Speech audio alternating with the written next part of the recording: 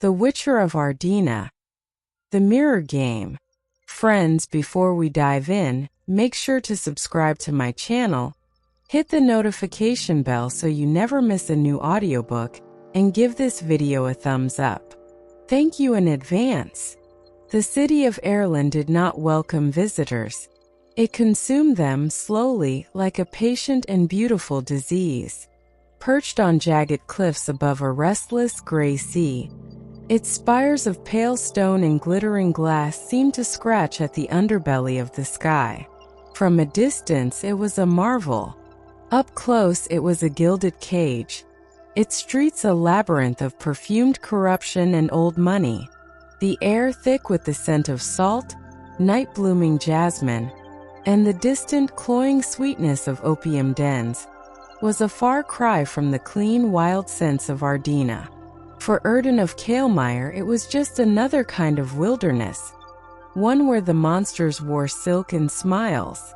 Months had passed since he had carried the scent of ash and rebirth from the burning temple, since the weight of a priestess in his arms had been a promise of a future he dared not name. Now there was only the familiar hollow silence. The flames of Ardena had scoured him, leaving him raw, the memory's embers that glowed in the dark of his solitude.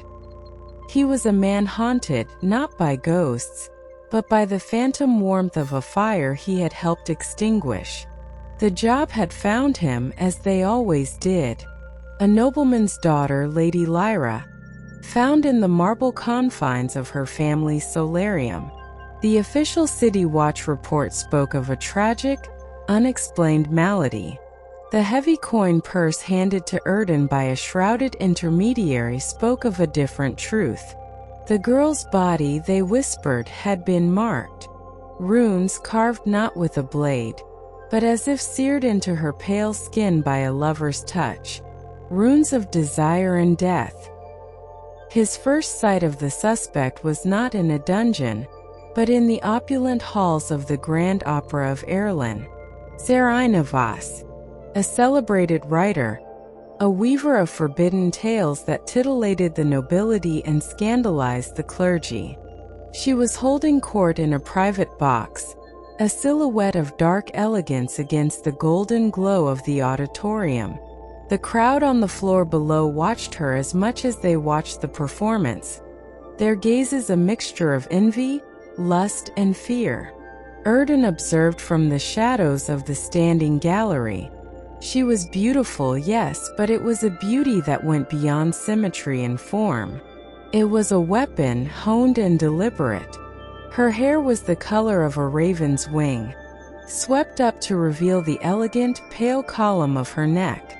She wore a gown of deep crimson silk that whispered of wealth and sensuality, its low back a daring statement in a city of high collars. But it was her eyes, when they briefly scanned the crowd and met his across the vast, perfumed space, that arrested him.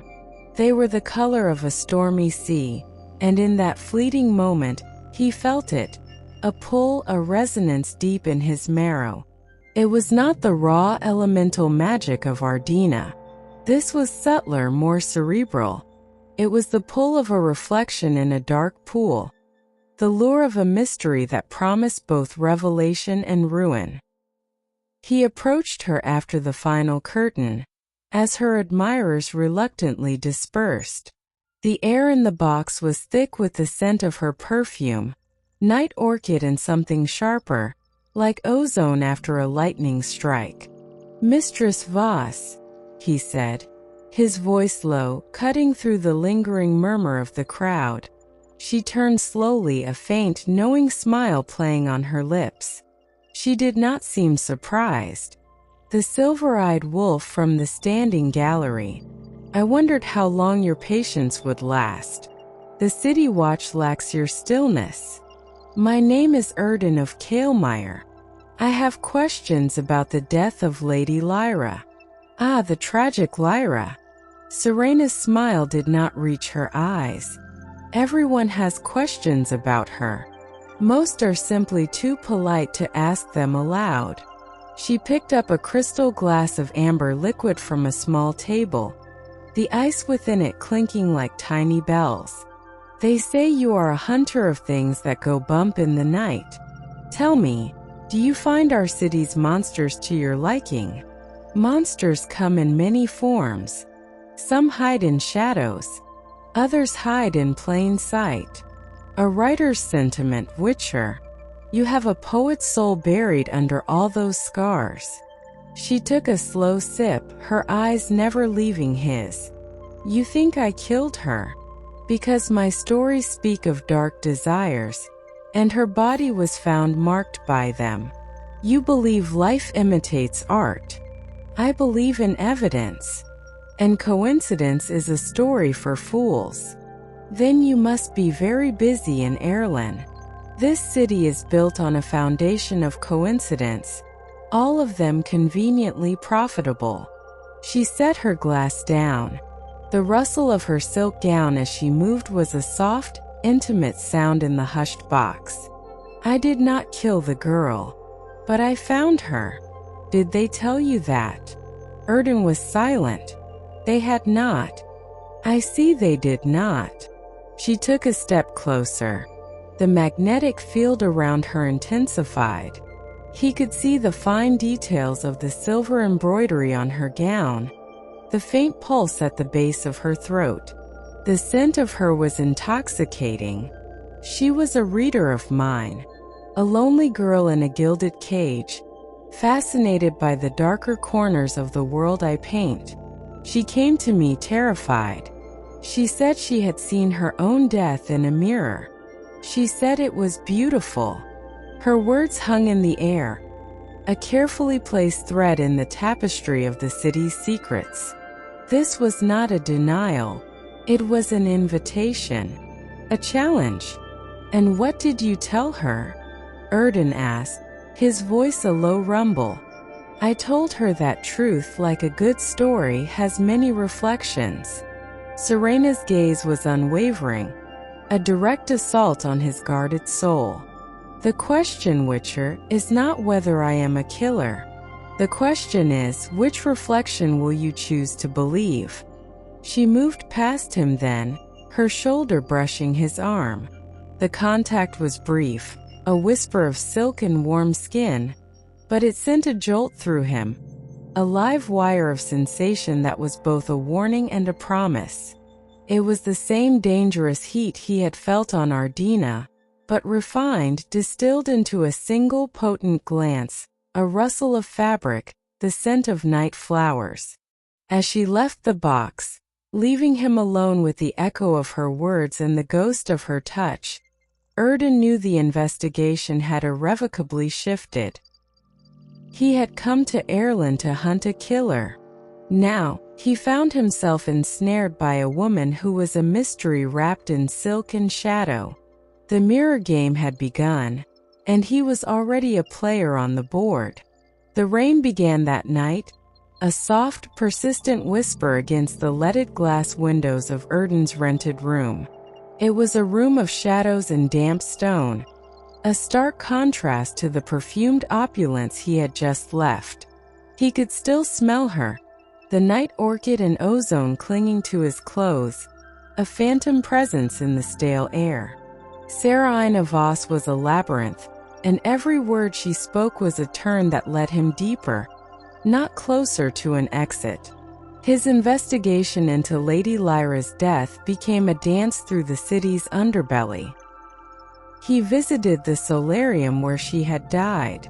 The blood had been scrubbed from the veined marble, but the air still held a metallic tang of violence beneath the cloying sweetness of wilted hothouse flowers. He spoke with servants who averted their eyes, their answers rehearsed and hollow.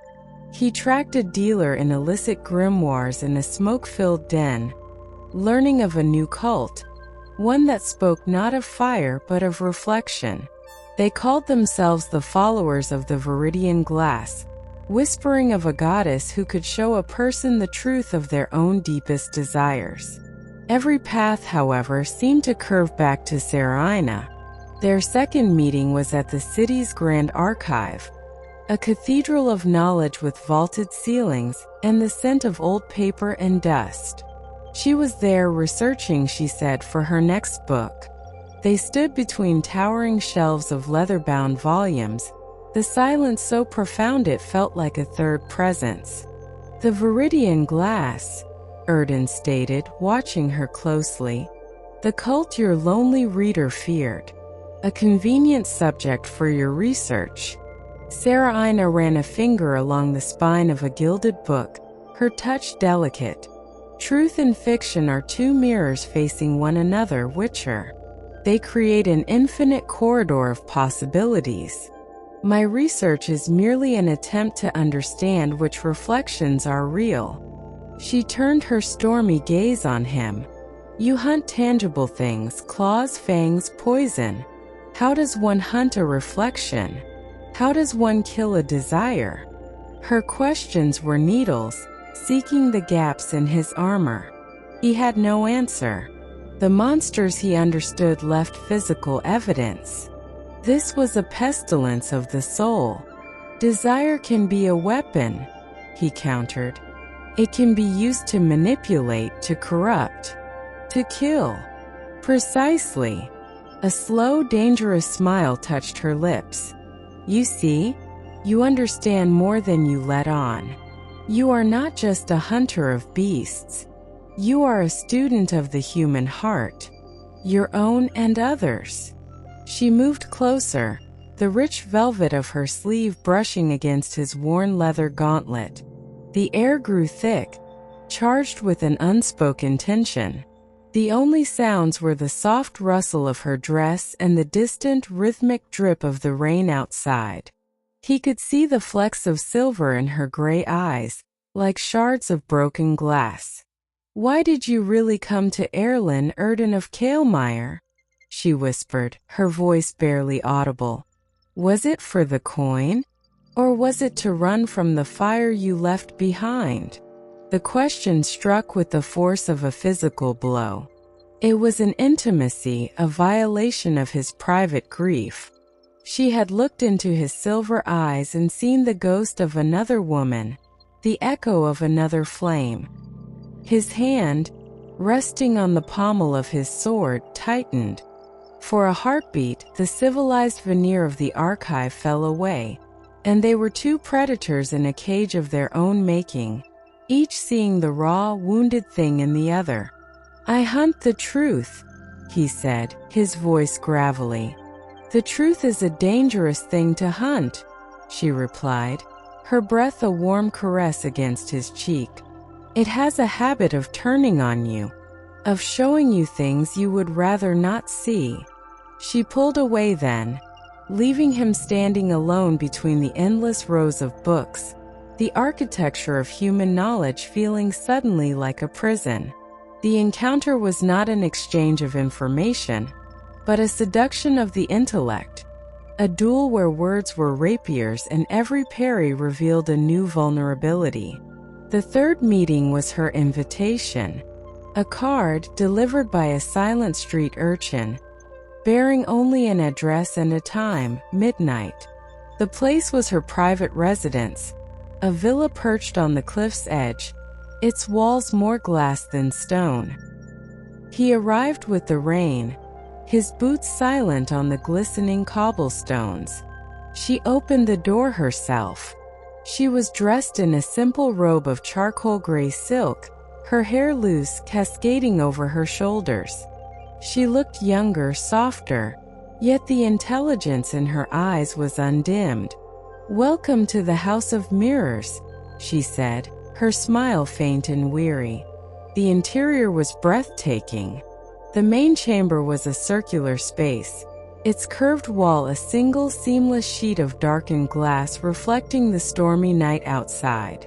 Dozens of smaller mirrors in frames of silver and obsidian were placed on tables and pedestals, creating a dizzying multiplication of the room, of her, of him. Candlelight flickered everywhere, its flame caught and repeated in 1,000 points of light, dancing in the storm-gray depths of her eyes.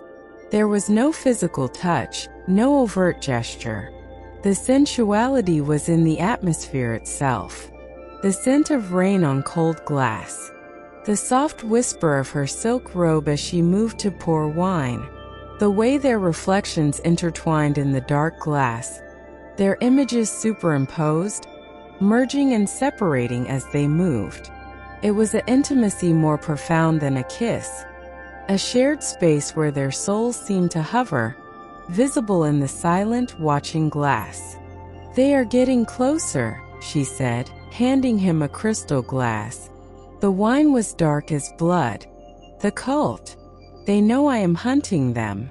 Lady Lyra was a message, a warning written in flesh and fear. "Why you?"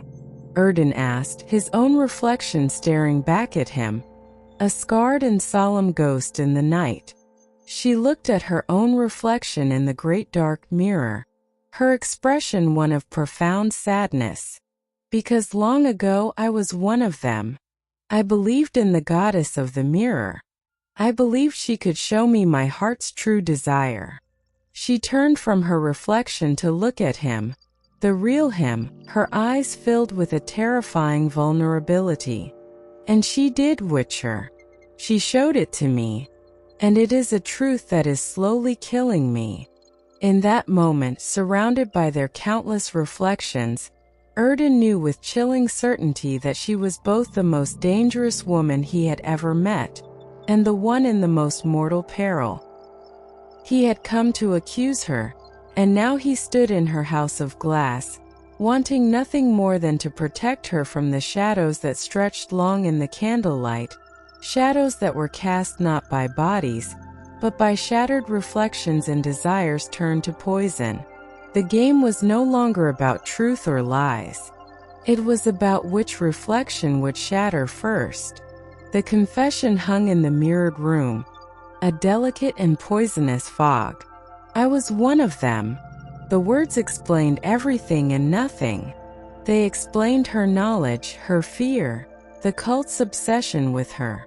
But they deepened the central mystery of Seraina Voss herself.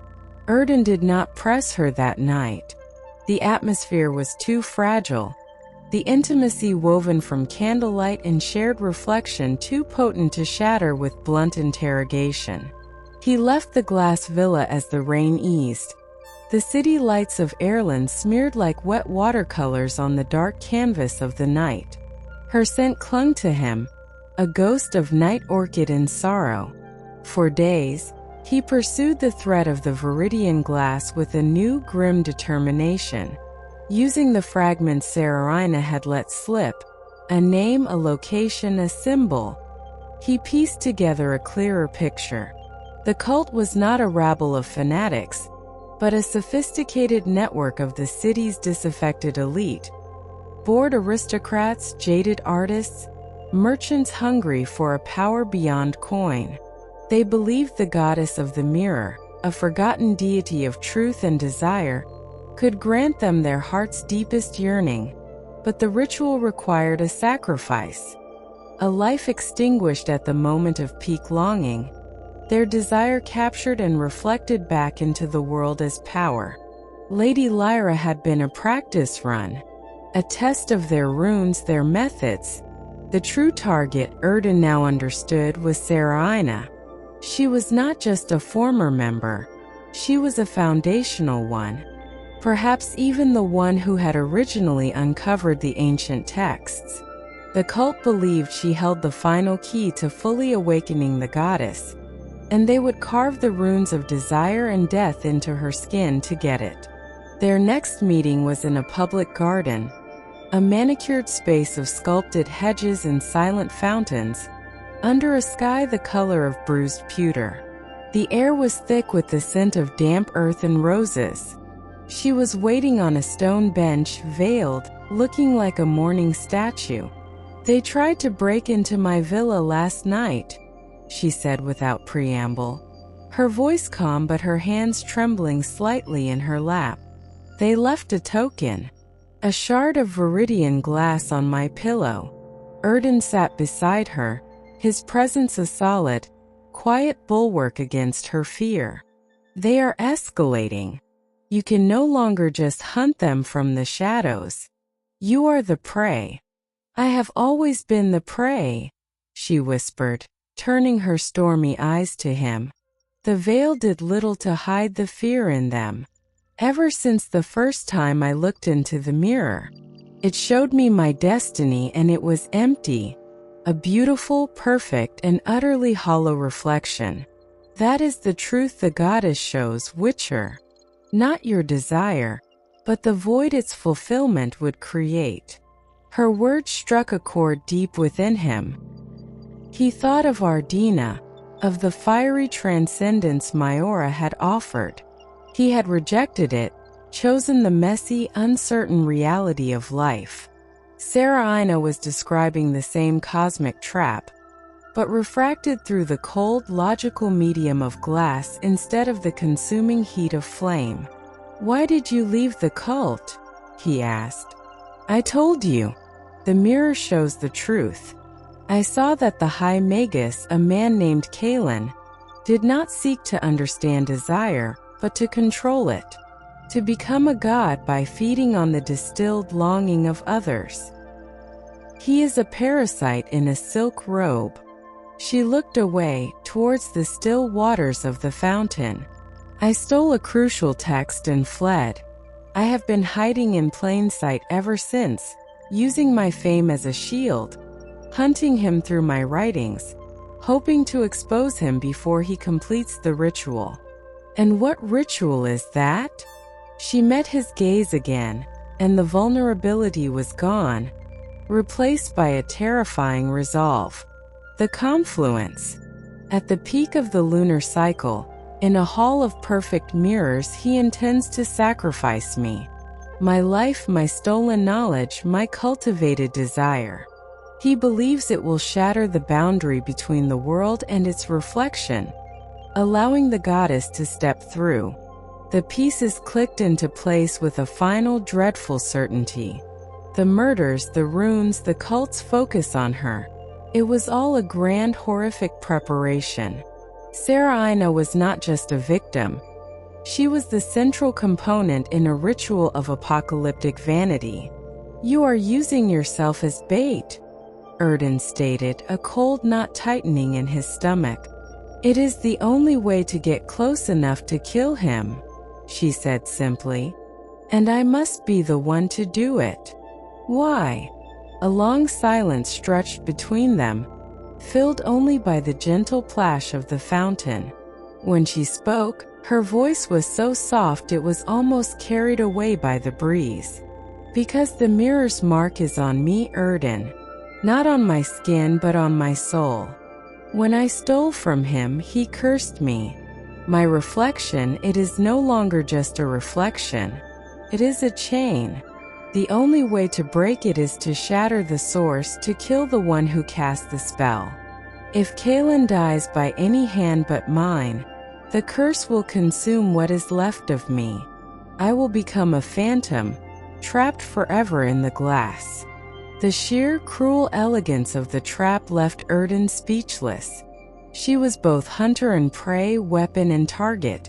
To save herself, she had to walk into the lion's den and deliver the killing blow herself, a task for which she had neither the training nor the strength of a warrior.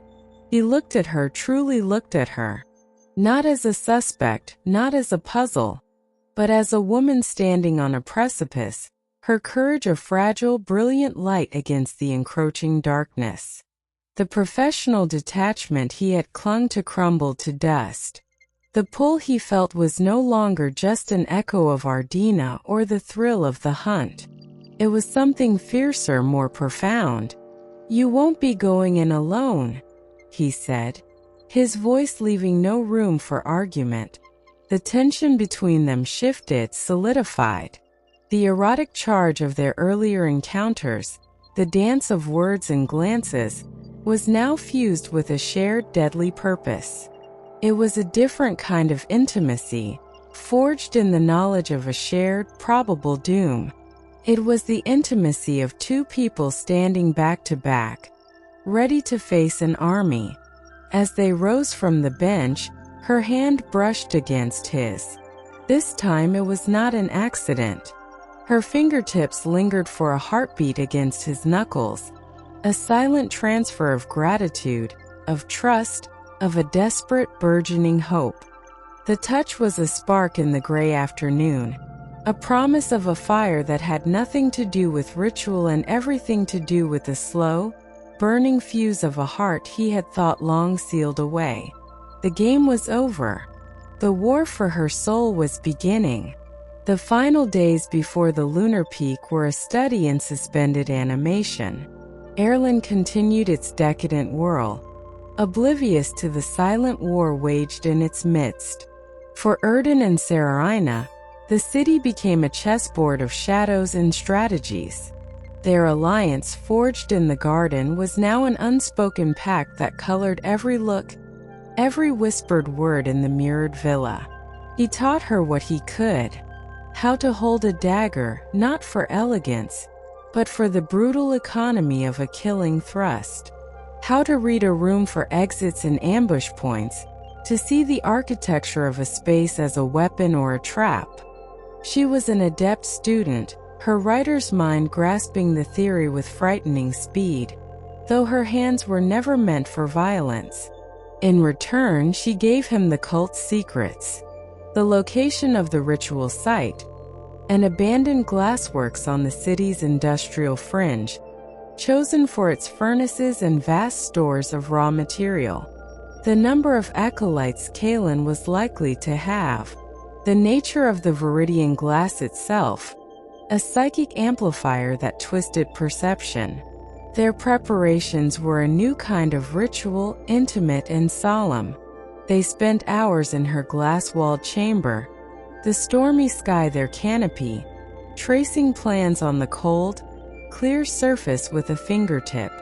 The scent of rain and her perfume was now familiar, a comforting constant in the face of the unknown. The erotic tension that had once been a game of cat and mouse had transformed. It was still there, a constant, low hum in the space between them, but it was now layered with a profound tenderness. It was in the way he would steady her hand on the dagger's hilt, his touch lingering a moment longer than necessary.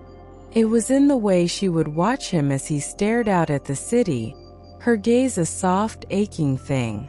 The night before the confluence, she found him sharpening his silver sword on the terrace.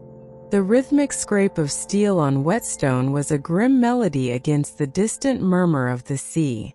"You asked me once what the mirror showed me," she said, her voice quiet. She stood beside him, not looking at him, but at the endless dark horizon. "My heart's true desire." Erdin did not stop his work, but his movements slowed. He said nothing, giving her the silence she needed to fill. "It showed me a room," she continued, her words barely a whisper. "A simple room filled with books and morning light. And there was a man. I couldn't see his face, but I felt a profound peace, a silence in my soul that wasn't empty but full. It was the antithesis of everything I was. The scandal, the performance, the endless hunt for the next thrilling story. It was a home." She finally turned her head, and the look in her eyes was so raw, so utterly unveiled, it stole the air from his lungs. "And when I met you," she said, "a scarred wanderer with silver eyes that have seen too much, when you stood in my house of mirrors and didn't flinch at the darkness I showed you, for the first time the reflection had a face." The admission hung between them, more intimate than any touch. It was a confession that laid her soul bare, a vulnerability more terrifying than any physical threat. Erdin set the sword and whetstone down. The city sounds faded into nothing. He reached out, his calloused, scarred hand cupping her cheek. Her skin was impossibly soft, and she leaned into his touch, her eyes fluttering closed for a brief, eternal second. He had no pretty words. He was a man of action and silence. So he showed her. He leaned in, his forehead resting against hers, a gesture of shared breath of unity. Their lips did not meet, but the space between them was alive with the promise of it, a magnetic field of unspoken feeling. "When this is over," he murmured, his voice a low vibration against her skin. "Show me that room." It was all he could offer. A future. A maybe. A single tear traced a path down her cheek, catching the faint light. She nodded, a small, desperate movement. The night of the confluence arrived, cold and clear. The moon was a perfect, bloated pearl in a black velvet sky. The abandoned glassworks was a monstrous silhouette against it, its broken windows like sightless eyes. The air inside was thick with the ghosts of old heat and the new chilling scent of incense. They moved like wraiths through the derelict machinery, following the sound of chanting. It led them to the heart of the complex, the main hall. The sight that greeted them was one of terrifying beauty. The Hall of 1,000 Selves. Every wall, every pillar, was covered in mirrors of all shapes and sizes. Some were pristine, others cracked and distorted. In the center of the vast space stood a massive circular frame holding the viridian glass itself, a mirror whose surface swirled not with reflection, but with a liquid emerald light. Dozens of hooded acolytes stood in concentric circles, their chant a low hypnotic drone. And before the central mirror stood High Magus Aerlinn. He was a tall, gaunt man with a face that might once have been handsome, now stretched thin by obsession. He wore robes of deep green, and his eyes held the same swirling, sickly light as the mirror. "Seraina," his voice echoed, smooth as oiled glass. "You have returned to complete the circle. You have even brought a sacrifice for the finale. How thoughtful." Erdin stepped from the shadows, his silver sword gleaming in the eerie light. "The circle ends tonight." Aerlinn smiled, a thin, cruel expression. "Oh, but it is only beginning." He raised his hands.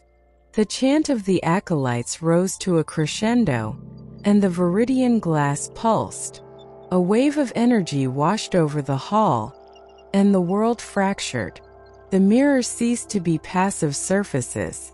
They became portals to a personalized hell. Erdin saw them, Myora, her back turned, walking into the flames of Ardena without a glance back. He saw the faces of every person he had failed to save, their eyes accusing, the air filled with whispers of his own deepest fears, that he was a bringer of only death, that he was unworthy of peace, that he was destined to always be alone. He gritted his teeth, his Witcher training allowing him to recognize the illusion, to cling to the core of his reality. But the psychological assault was brutal, each reflection a shard of glass scraping against his soul. He saw Seraina stagger, her eyes wide with a private horror. She was seeing her own demons, the hollow reflection, the endless void, the fear that her one chance at a real quiet love was a mirage that would be torn from her. "Fight it, Seraina!" he roared, cleaving through an acolyte who lunged at him, his movements slowed by the disorienting visions. "It's not real." But in the Hall of 1,000 Selves, the line between real and reflected was the first thing to die. The final battle had begun, not with a clash of steel, but with the shattering of the mind. The Hall of 1,000 Selves became a waking nightmare. Every mirrored surface was a liar, a tormentor. Erdin's world was a cacophony of fire and regret, the phantom heat of Ardena blistering his skin while the cold eyes of the dead judged him. He moved as if through water, his silver sword a heavy anchor in a sea of illusion. He fought not just the hooded acolytes who lunged from the distortions, but the ghosts of his own past, their whispered accusations as sharp as any blade. "You left her to burn." Myora's voice sighed from a cracked mirror. You are a curse. A dozen forgotten faces chanted from a polished obsidian slab. He focused on the one true thing, the anchor in the storm, Seraina. He saw her across the chaos, clutching her head, her body trembling as her own reflections assailed her. He saw her reach for him, her mouth forming his name, but the sound was stolen by the roar of a phantom inferno in his ears. The reflection is the only truth, Kaelin's voice boomed, amplified by the enchanted glass. He stood before the pulsing viridian mirror, arms outstretched, drinking in the chaotic energy of their fractured realities. Embrace your desire, your fear. It is all fuel for the goddess. Erdin fought his way toward the center, a slow, brutal slog. Each step was a battle of will. He parried a real dagger thrust from an acolyte while ignoring the illusion of a serpent coiling around his leg. He was a rock in a raging river of falsehood, his silver eyes narrowed, fixed on the high magus. He reached Seraina just as she was about to be overwhelmed by two cultists. With a guttural cry, he dispatched them, his movements efficient and deadly. He grabbed her arm, his grip firm, physical, a tether to the real world. Look at me, he commanded, his voice cutting through the psychic static. Only me. Her stormy eyes, wide with terror, found his. In them he saw the reflection of his own scarred, determined face. For a fleeting second, the illusions around her wavered. She saw him, the real him, and it was enough. The mirror, she gasped, her voice raw. It has to be me. The curse. He knew what she meant. The killing blow was hers to land. His role was to get her there. With a coordinated surge, they broke through the final ring of acolytes. Erdin became her shield, a whirlwind of steel, creating a space for her to move. He was a force of pure, unrefined will, carving a path through the hall of lies straight toward the source of the corruption. Time became a numb, meaningless thing. Erdin did not know how long he knelt on the cold stone, the chill seeping through his trousers, anchoring him to a reality he no longer wanted. The hall was a tomb, its silence broken only by the faint, settling tick of cooling glass and the distant, retreating footsteps of the last fleeing acolytes. The air still hummed with the ghost of the magic that had torn her from him, the scent of ozone and shattered dreams. His silver sword lay where it had fallen, near the ruined mirror. He made no move to retrieve it. His eyes were fixed on the dagger. Her dagger. It was a simple, unadorned thing, yet it held the weight of a world. It was the instrument of her freedom and the symbol of his loss. Slowly, as if his joints were made of rusted iron, he reached out and picked it up. The metal was cold, but he imagined he could still feel the phantom warmth of her grip on the hilt. He closed his hand around it, the pressure a sharp, grounding pain. He forced himself to look up, to face the shattered mirror. The viridian glass was a ruined eye, a web of fractures radiating from the point where his sword had struck. The swirling emerald light was gone, leaving only a dull, dead surface, murky and opaque. It reflected nothing but the dim, cavernous hall and his own broken form kneeling before it. He was a man of scars and silver, alone in a cathedral of broken reflections. He searched the fragments, his gaze desperately scanning every shard, every sliver, for a trace of her. For a flicker of storm-gray eyes, a wisp of raven hair. There was nothing. The glass was empty. It was just glass. A sound escaped him then, a raw, ragged thing that was part sob, part roar of anguish. It echoed through the vast space, a futile protest against the cruel, precise mechanics of the curse. He had won. He had saved the city from a nascent god.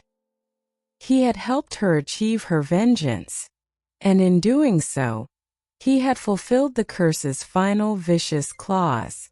He had shattered the source, and in turn, the chain had pulled her into the abyss. He saw it all with a devastating clarity. Her courage, her brilliance, her devastating vulnerability. The way her intelligence had been a weapon and a shield. The way her touch had been both a question and an answer. He saw the room she had described, the one filled with books and morning light, and he knew with a certainty that carved him hollow that he would have filled that space with her. He would have traded every scar, every memory of battle, for the peace of that single quiet reflection. He stood, his body feeling 1,000 years old. He sheathed her dagger at his belt, a sacred relic against his hip. Then he walked to where his sword lay and picked it up. The familiar weight was a comfort, a return to the only identity he had ever known. The hunter, the wanderer, the man who walked away. He took one last look at the broken mirror, and then he saw it. Not a full reflection, not a ghost, but in the largest central shard, a faint shimmering outline like a breath on a cold window. It was the barest impression of a silhouette, the curve of a shoulder, the sweep of hair. It was her, not trapped, not in pain, but resting, fading like the final gentle note of a song carried away on the wind. As he watched, the silhouette dissolved, merging with the cracks in the glass until there was nothing left but the fractured surface. A profound and terrible peace settled over him. It was not an absence of pain, but an understanding that the pain was the proof of what had been real. Their connection, though brief, had been a truth purer than any magic, any reflection. He turned his back on the Hall of 1,000 Selves and walked out into the Aerlinn night. The moon was setting, its cold light giving way to the first tentative gray of dawn on the horizon. The city was beginning to stir, oblivious to the mythic drama that had just played out in its bowels. Life, messy and persistent, went on. He stood on the cliff edge, the salt wind drying the tracks of moisture on his face that he would never acknowledge. He looked out at the vast, gray sea, and then down at the city he was leaving behind. He was a man marked by silver and fire, now also marked by glass. He carried the embers of Ardena and the echo of Aerlinn within him. The narrator's voice, his own internal voice, whispered into the wind, a final quiet epitaph for the woman who had shown him a reflection of his own heart. Some truths are meant to be reflected, not possessed. He adjusted the dagger at his belt, felt the weight of his sword on his back, and began the long walk down from the cliffs, away from the city of glass and whispers. The road ahead was empty, a blank page. But he was no longer just the Witcher of Kaelmire, haunted by flames. He was now the Witcher of Ardena, keeper of a deeper, more sorrowful magic. The saga was not over. It was simply waiting for the next reflection to fall into place.